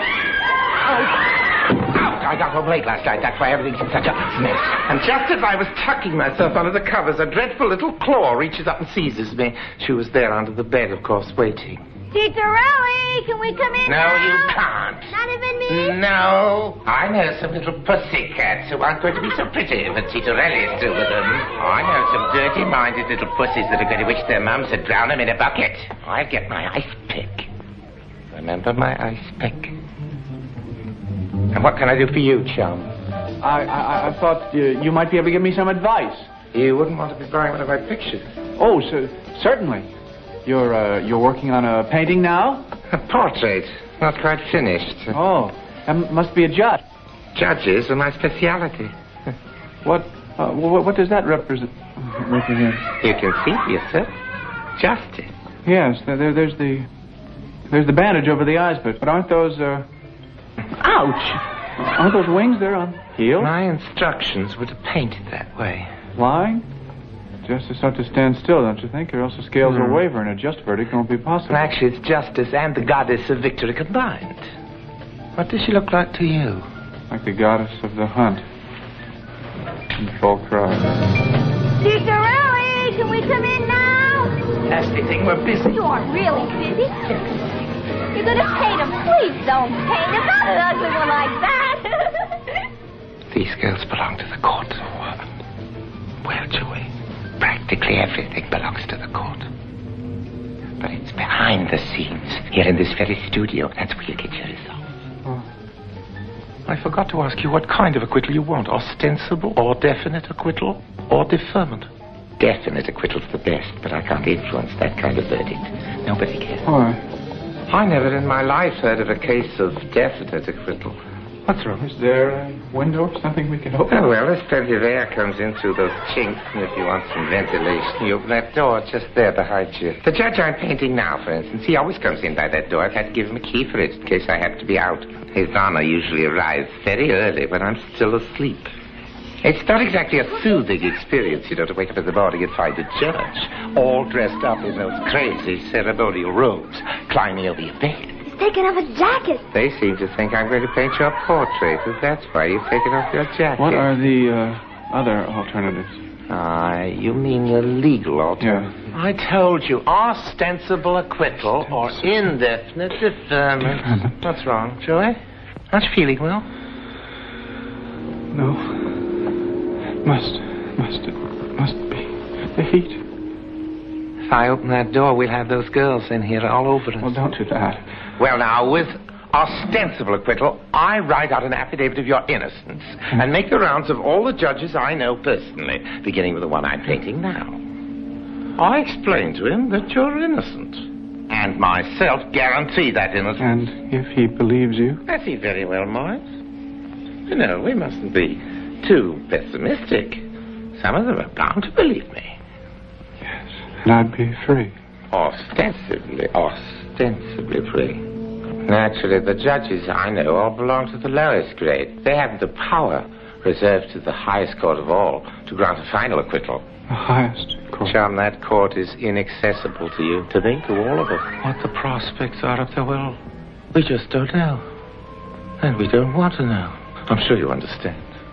No, I'm not sure that I do. What they can do for you is to relieve you of the burden of the charge, lift it from your shoulders for a time. But it does hover around up there above you. You see, in definite acquittal, all the documents are annulled.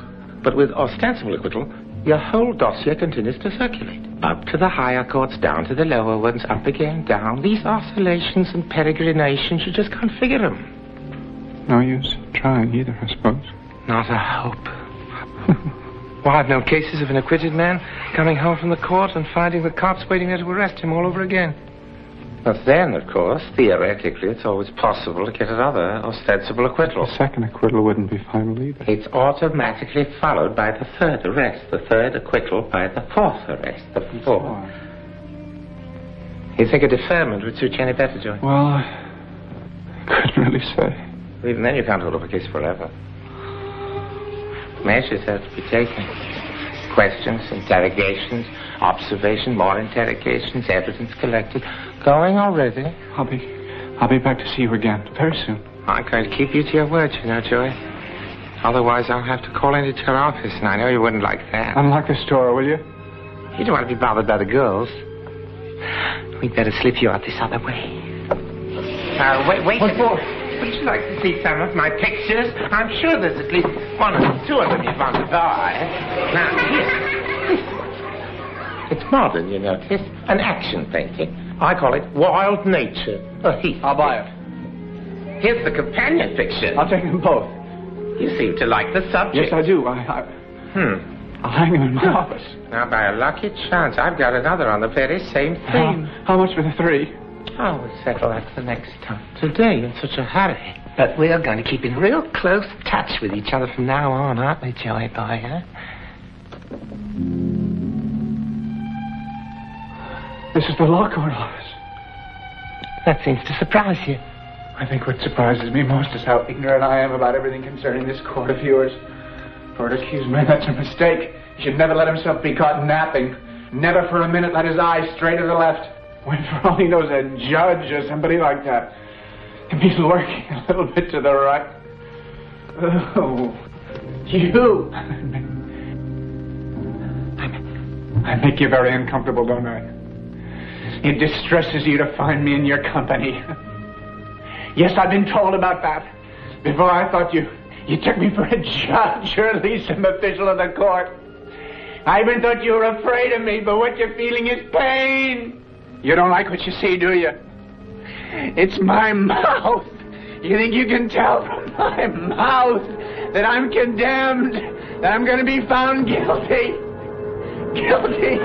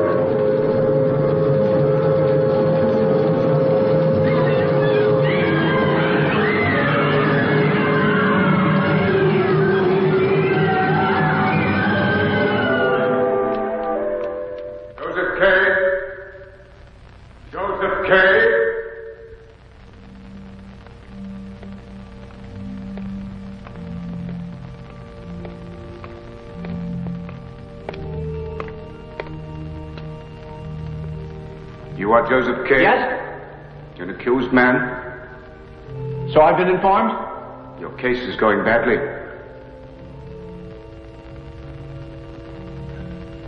My first petition hasn't been offered yet. For the present, your guilt is assumed to have been proved. But I'm not guilty. For that matter, how can any man be called guilty? We're all simply men here, one as much as the other. The guilty always talk like that. What do you propose to do now? Get more help. Help? There are several possibilities I haven't explored yet. You expect too much from outside help, especially from women. Women have influence. Take that examining magistrate. He has only to see a woman and he'll climb over the bench and knock down the defendant just to get his hands on her. Yeah, that's an aspect of the court you probably don't know about. Where's the door? I have to catch up with my work at the office. After all, I'm assistant manager of my department. What are you doing in church? Or am I still in church? Or is this part of the law court office? I left my sick bed. Well, I'll go back to your sick bed. Joseph, you don't seriously believe you can defend yourself. Big choice. Defend myself or defy you. Defy the court. All of you. What's this? We use these visual aids. Lectures and sermons. Yes, how your particular delusion is described in the writings which preface the law. Before the law, there stands a guard. A man comes from the country seeking admittance to the law, but the guard cannot admit him. Can the man hope to enter at a later time? I've heard it before. We've all heard it. The man is dying of old age, still waiting there. And just at the end, the guard tells him that the door was meant for him, only for him. The guard tells him no one could enter this door. And now, I'm going to close it. Some commentators have pointed out that the man came to the door of his own free will. And we're supposed to swallow all that? It's all true? We needn't accept everything as true, only as necessary. God, what a miserable conclusion. It turns lying into a universal principle. By attempting to defy the court by such an obviously mad gesture, you hope to plead insanity. You've laid some foundation for that claim by appearing to believe yourself the victim of some kind of conspiracy. That's a symptom of lunacy, isn't it? Delusions of persecution. Delusions? Well, I don't pretend to be a martyr, no. Not even a victim of society? I am a member of society. Do you think you can persuade the court that you're not responsible by reason of lunacy? I think that's what the court wants me to believe. Yes, that's the conspiracy. To persuade us all that the whole world is crazy, formless, meaningless, absurd. That's the dirty game. So I've lost my case. What of it? You're losing too. It's all lost. Lost. So what? Does that sentence the entire universe to lunacy?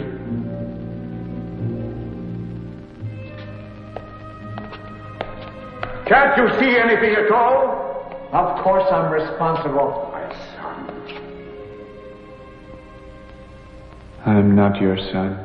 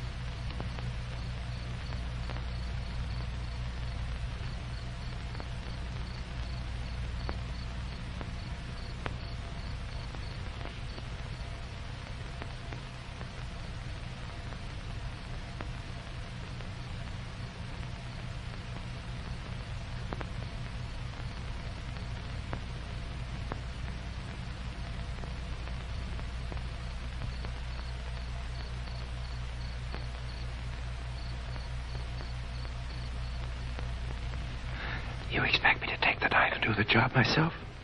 No, you have to do it. You.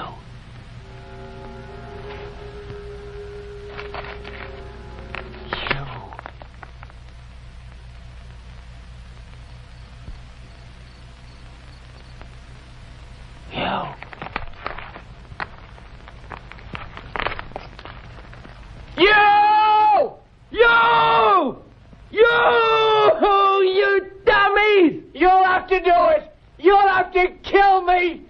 Come on! Come on!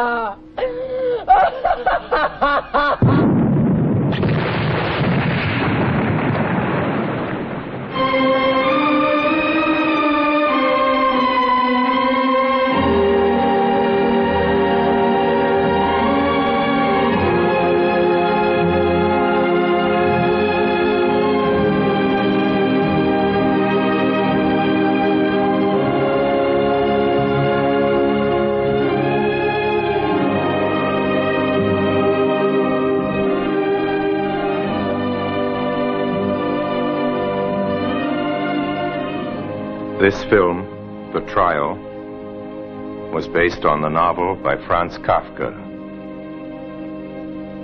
The actors, in the order of their appearance, were Anthony Perkins, Arnaldo Foy, Jess Hahn, William Kearns, Madeleine Robinson, Jean Moreau, Maurice Tenac, Nedra Shoa, Suzanne Flon, Raoul Delphos, Jean-Claude Remelu, Max Busham, Karl Studer, Max Hoffler, Romy Schneider, Fernand Ledoux, Akim Tamirov, Elsa Martinelli, Thomas Holtzman, Wolfgang Reichmann, William Chappell, and Michael Lonsdale.